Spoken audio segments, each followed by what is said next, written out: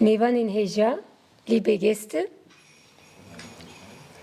herzlich willkommen zu unserer Fachtagung anlässlich des Internationalen Tags der Muttersprache zum Thema Herkunftssprachenunterricht in Schulen und Bilingualität in Kitas. Erwartungen, Realitäten und Zukunftsaussichten. Es freut uns, Sie im Namen von YEKMAL, dem Verein der Eltern aus Kurdistan in Deutschland, dem Verein der kurdischen LehrerInnen in Europa und der Gewerkschaft der Erziehung und Wissenschaft GEW Bremen willkommen zu heißen.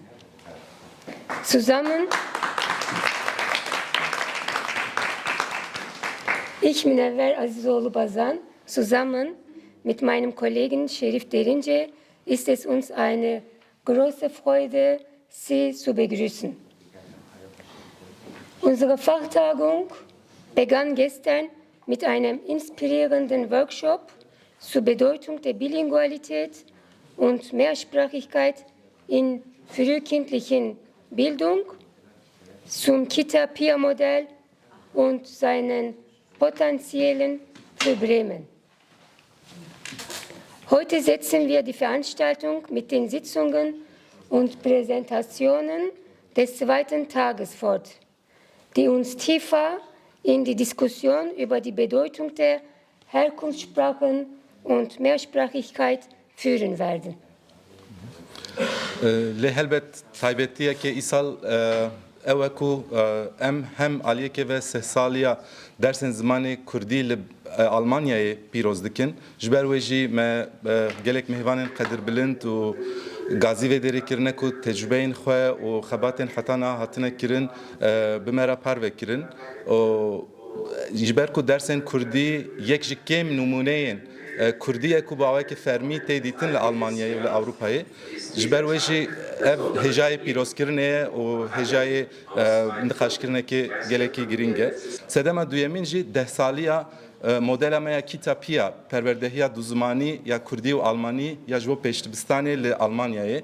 Em îsal dehsaliya wê pîroz dikin û piştî Kita yekemîn, hêlîna yekemîn yekê din jî vebû li Berlînê û ispat kir ku ev ji bo zarokan, ji bo malbatan û ji bo civaka berfireh tecrübekî gelekî serkeftiye. Ne hem bi kelecanî dixwazin hem wê dehsaliyê pîroz bikin hem jî hewl bidin ku wê modela xwe li bajarên dinên Almanyayê jî belav bikin û serî da jî Bremenê.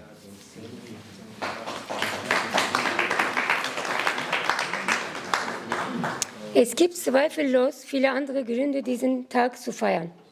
Doch um nicht zu viel Zeit in Anspruch zu nehmen und auch, weil unsere ReferentInnen heute diese Gründe aus verschiedenen Perspektiven beleuchten, betrachten und präsentieren werden, überlassen wir Ihnen gerne das Feld.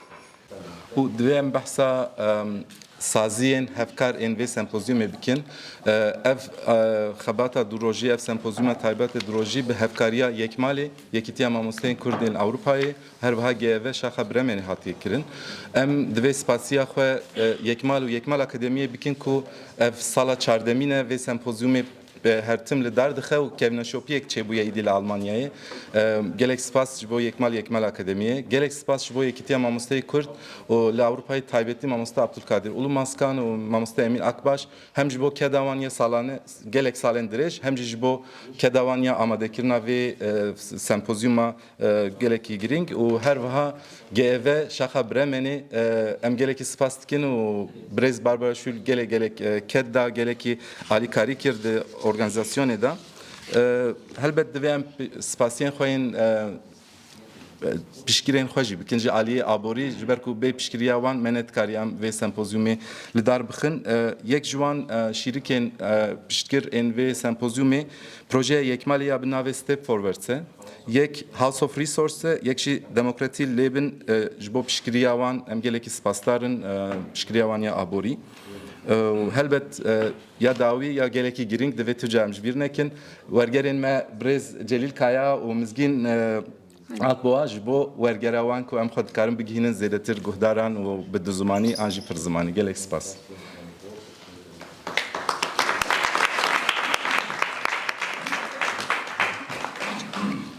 Okay, wir übergeben nun das Mikrofon an die Vertreterinnen der diese Fachtagung organisierenden Institutionen sowie unsere Senatorin für Kinder und Bildung.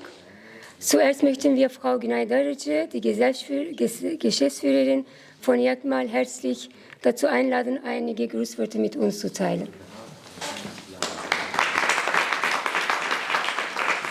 Sehr geehrte Damen und Herren, liebe Kolleginnen und Kollegen, liebe Freundinnen und Freunde, ich möchte Sie im Namen Vereins Yekmal, dem Verein der Eltern aus Kurdistan in Deutschland e.V. herzlich begrüßen.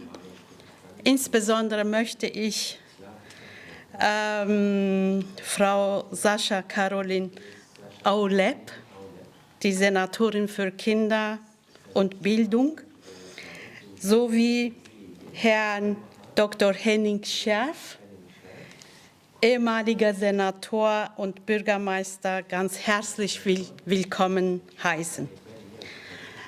Wir freuen uns außerordentlich dieses Jahr, wie mein Kollege gesagt hat, die 14. Fachtagung im Bundesland Bremen durchführen zu können. Berlin-Bremen wechsle ich oft. Seit dem Jahr 2010 setzen wir jährlich des Tages der Muttersprache eine Fachtagung zum Thema Bilingualität und Mehrsprachigkeit um. In diesem Rahmen bringen viele Expertinnen aus der Wissenschaft und der Praxis ihre Erfahrungen und Perspektiven ein. Diese besondere Mischung macht, so denke ich, unsere Veranstaltungen so gewinnbringend und bereichern sie mit vielen neuen Impulsen. Die Fachtagungen haben uns inhaltlich sehr gestärkt und konnten unsere praktische Arbeit erheblich voranbringen. Anlass für den von der UNESCO ausgerufenen Tag der Muttersprache am 21. Februar jeden Jahres war ein rassistischer Vorfall im Februar 1952. Die Polizei an der Universität von Dhaka, der heutigen Hauptstadt von Bangladesch, erschoss mehrere protestierende Studierende, die für die Anerkennung ihrer Muttersprache Bangladesch demonstrierten. An dieser Stelle möchte ich betonen, dass wir als kurdischsprachige Menschen eine besondere Verbindung zu diesem Datum haben. Kurdisch wird von etwa, ich glaube, über 40 Millionen Menschen weltweit gesprochen. In der Türkei, im Iran, in Syrien, im Iran sowie in weiteren Ländern des Nahen Ostens und der ehemaligen Sowjetrepubliken, aber auch in Europa und Nordamerika.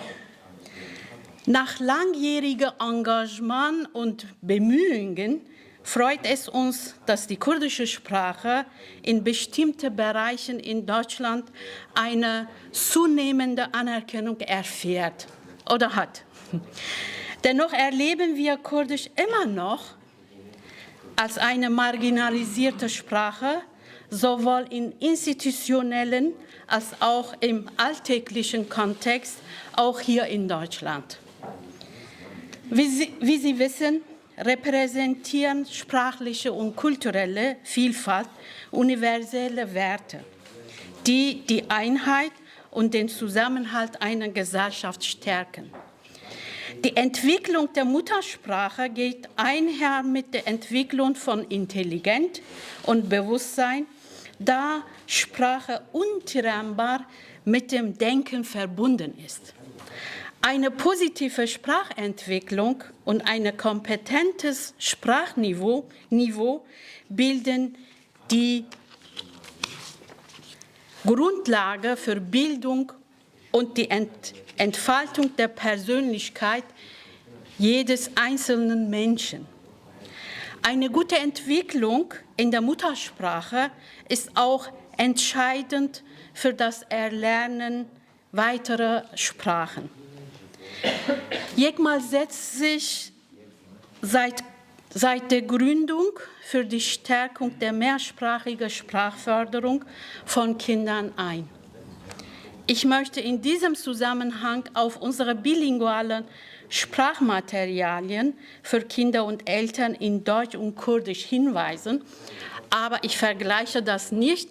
Der kurdische Lehrerverband hat tolle Materialien für zweisprachige Kurdisch und Deutsch entwickelt und vorwiegend, die haben alles ehrenamtlich gemacht.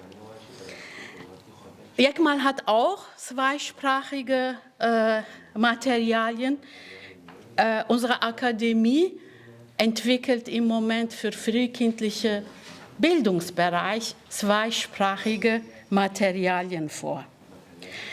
Ein weiterer Meilenstein für Yekmal war die Eröffnung unserer bilingualen Kitas Kurdisch-Deutsch in Berlin im Jahr 2014 und 2018. Gestern unsere Kitas haben sich hier vorgestellt. Sie haben einen tollen Workshop gemacht.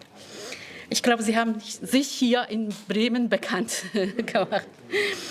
Wir hoffen demnächst auch eine zweisprachige Kita in Deutsch-Kurdisch hier in Bremen eröffnen zu können. Hoffentlich nächstes Jahr, 2025, dass wir hier, nicht wahr, hier eine zweisprachige Kita haben können.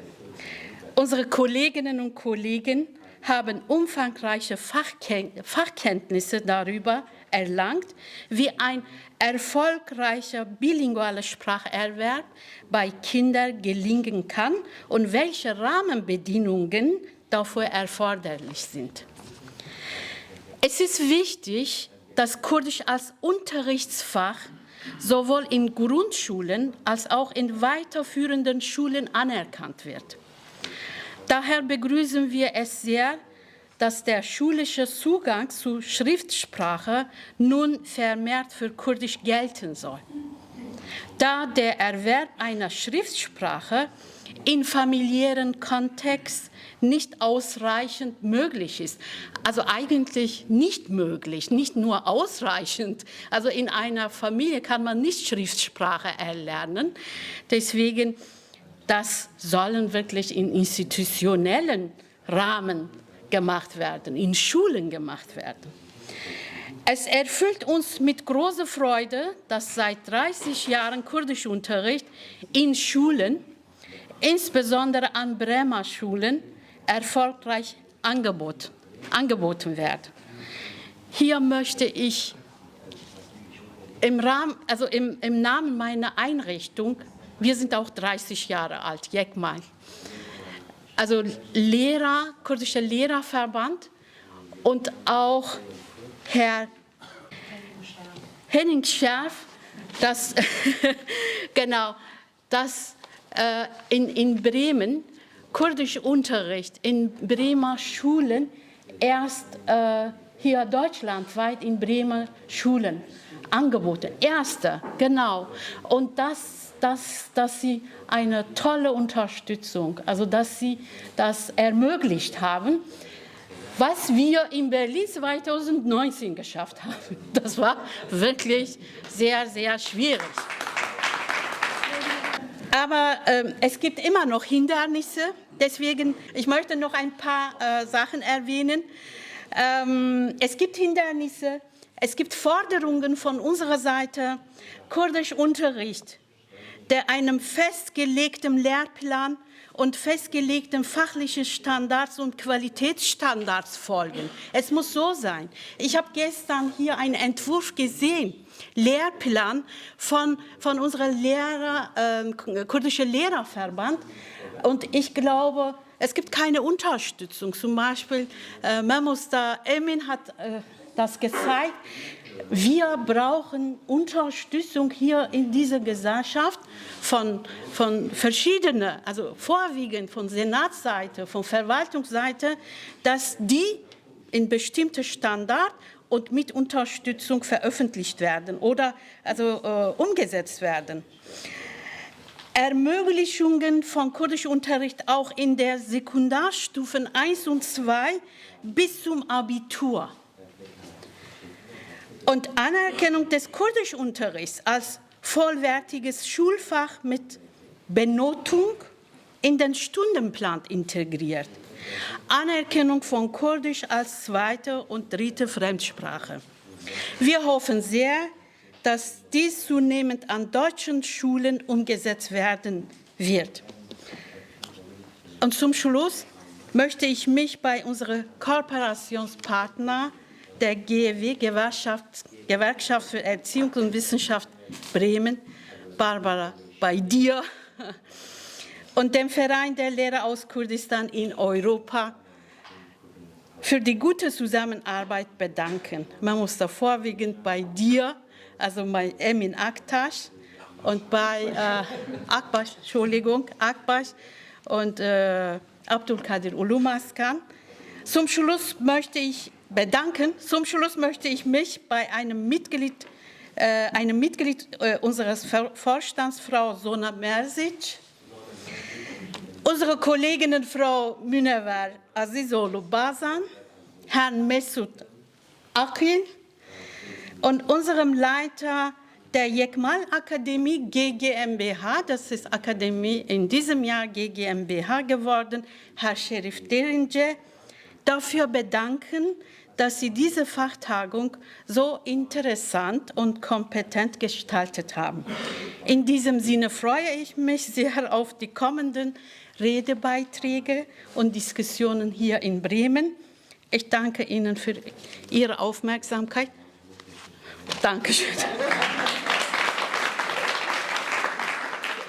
Unsere Senatorin für Kinder und Bildung, Dr. Sascha Caroline Aulep, ist heute ebenfalls anwesend und es bereitet uns Freude, Sie willkommen zu heißen. Wir freuen uns auf einige Grußworte von Ihnen. Vielen Dank, das mache ich sehr gern. Einen Doktor habe ich allerdings nicht. Das hat mir mein Vorgänger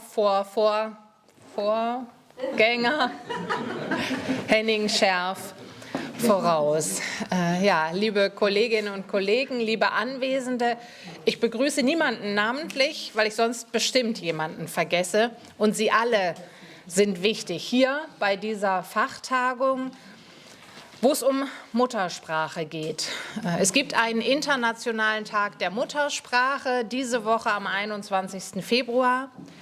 Wir haben zur Geschichte des Tags gerade schon ein bisschen was gehört, aber ein Tag allein reicht nicht, um die Bedeutung von Muttersprache zu würdigen. Und deswegen würdigen Sie alle diese Muttersprachen jeden Tag, tagtäglich, in Ihrem Alltag, in Ihrer Arbeit. Und das ist gut so und wichtig. Die UNESCO hat deswegen einen Tag der Muttersprache ins Leben gerufen, weil Sprache der Schlüssel ist zur kulturellen Identität, zum kulturellen Erbe, aber auch ganz persönlich für jeden Menschen, für den Sprache nicht nur das Mittel der Kommunikation ist, sondern auch ganz tief mit dem eigenen Wesen verbunden ist. Ich träume in meiner Sprache, ich denke in meiner Sprache, ich streite in meiner Sprache und ich liebe in meiner Sprache. Und das ist ein ganz, ganz großer Schatz.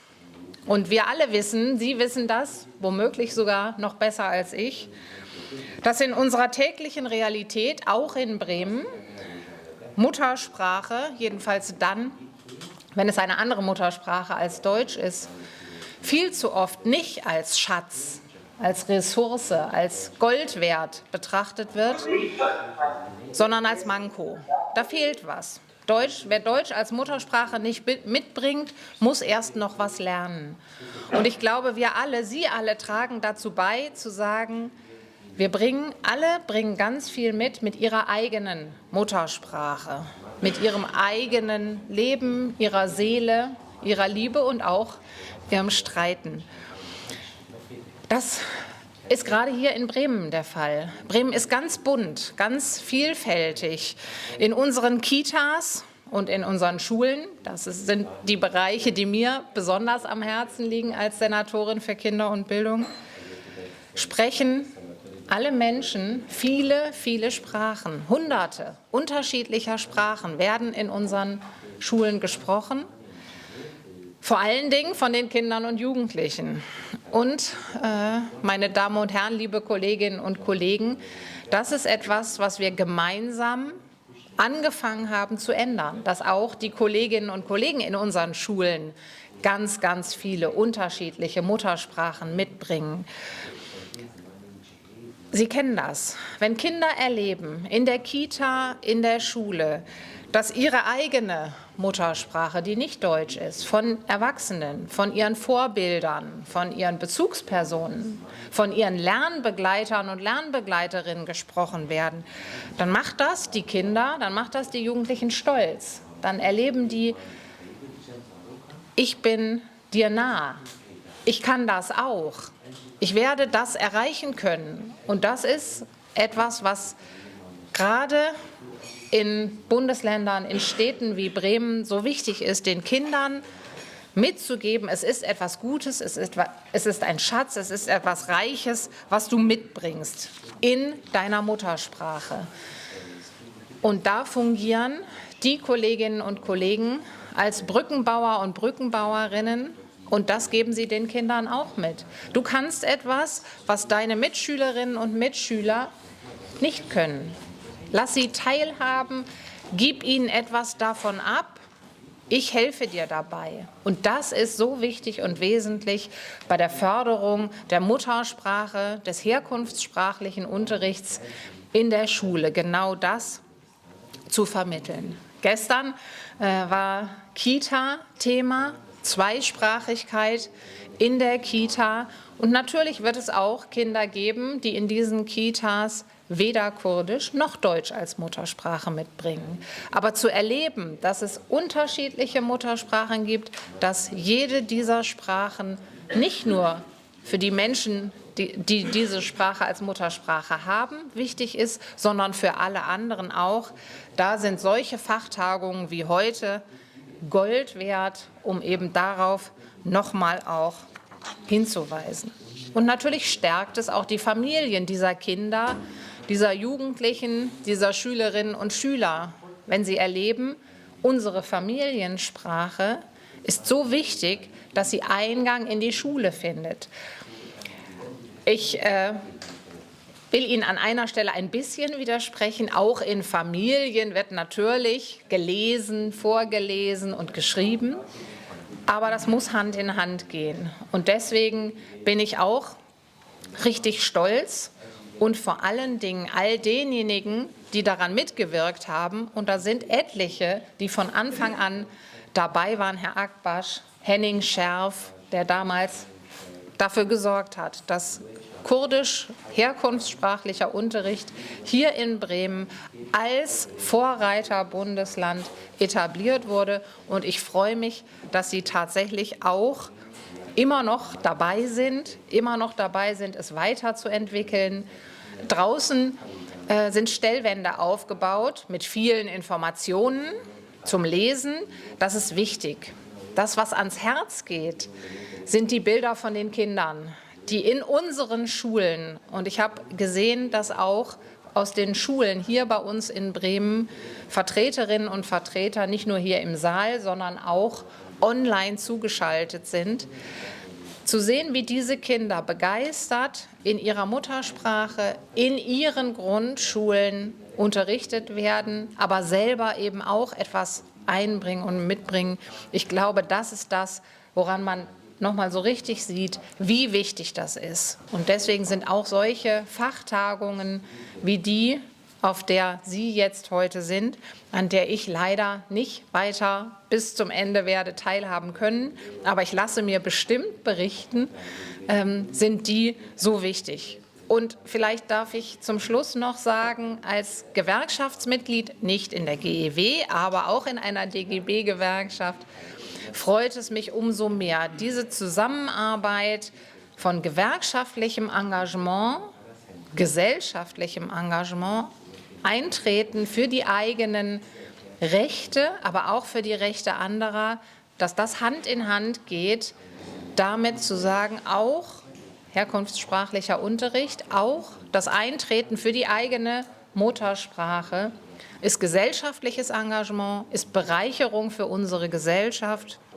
und deswegen gehen wir da voran. Und ich freue mich sehr, dass wir auf dem Weg zur Qualifikation von Lehrkräften für Kurdisch tatsächlich auch eine Kooperation haben im Hinblick auf ein internationales Zertifikat mit einer Schweizer Universität, dem Arbeitskreis Kurdistan der GEW. Und an der Stelle möchte ich mich auch bei dem Verein Yekmal noch mal ganz herzlich bedanken. Ich wünsche Ihnen auch heute, so wie gestern, eine wunderbare Fachtagung und mir wünsche ich weiterhin eine so gute Zusammenarbeit mit Ihnen als Senatorin für Kinder und Bildung. Ganz, ganz herzlichen Dank.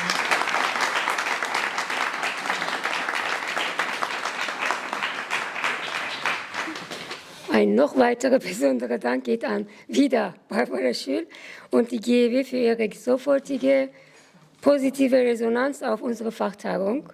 Vielen Dank, Barbara, für die Zusammenarbeit. Jetzt überlasse ich dir das Wort.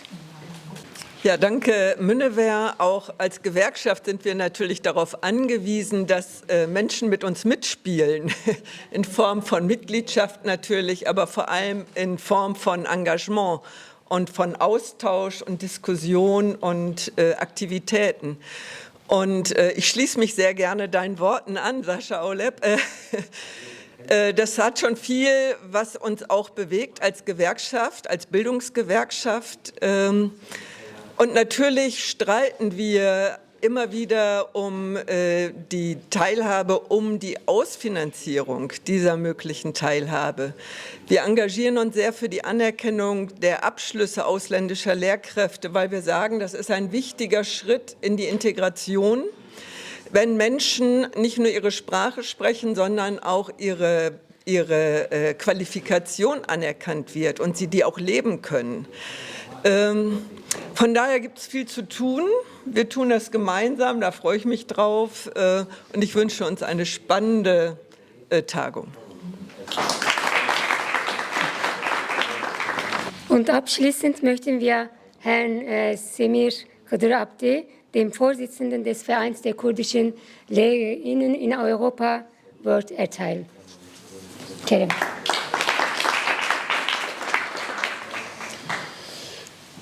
روز باش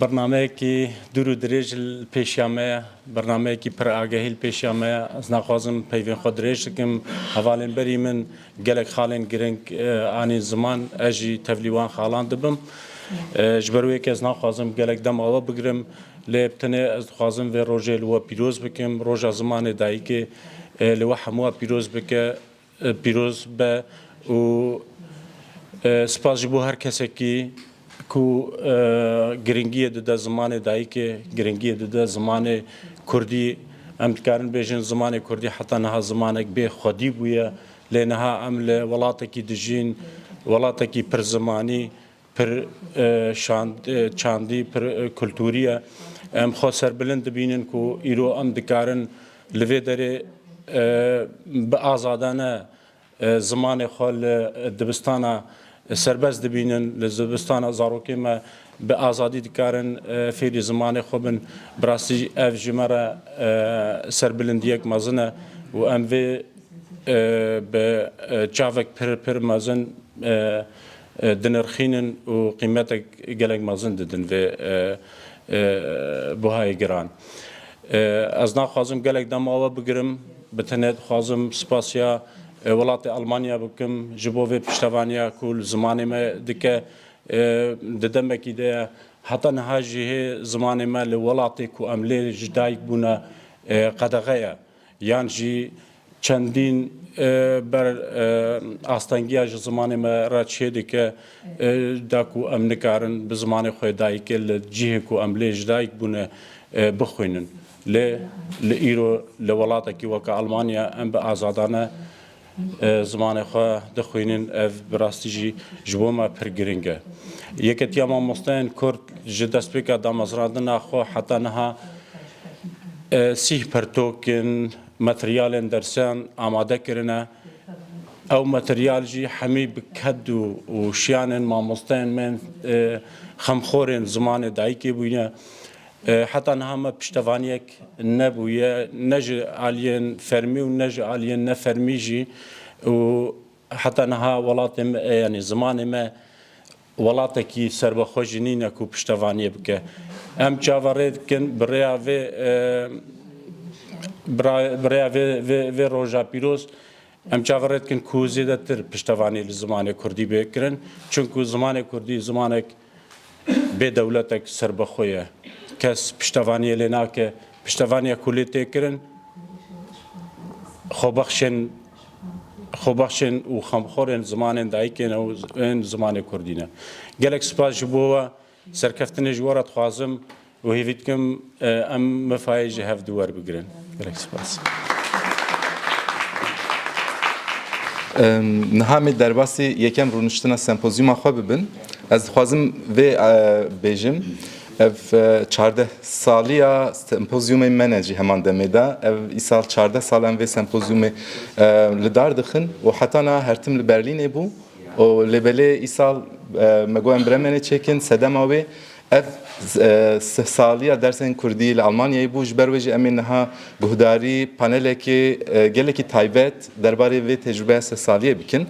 Ji xwe re elbet ji xwe re û ji we hemûyan re rojekê têr û tejî sempozyumekê serkeftî û kêrhatî pêşniyaz dikin. Kerem kin.